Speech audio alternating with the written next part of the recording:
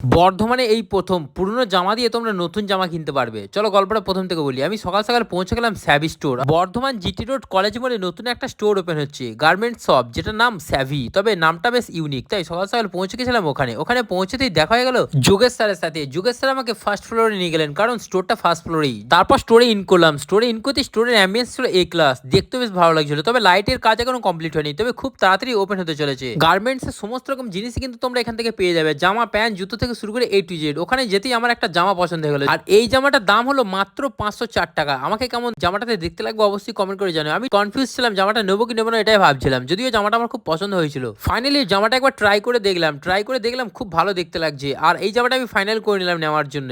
তারপর ভাবলাম একটা প্যান্ট নিয়ে নিই, যদিও প্যান্ট আমি নিই নাই। তোমরা তোমাদের বাড়িতে যে পুরনো জামা প্যান্ট রয়েছে সেই জামা প্যান্ট এখানে জমা দিয়ে তোমরা নতুন জামা প্যান্ট নিয়ে যেতে পারবে, তার পরিবর্তে তোমরা কিছু ডিসকাউন্ট পেয়ে যাবে।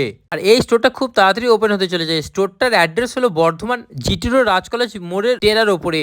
আর এখানে কিন্তু জিনিসপত্রের দাম অনেক কম। আমার হাতে যে প্যান্টটা দেখতে পেলে, এই প্যান্টটার দাম আছে 115 টাকা মাত্র।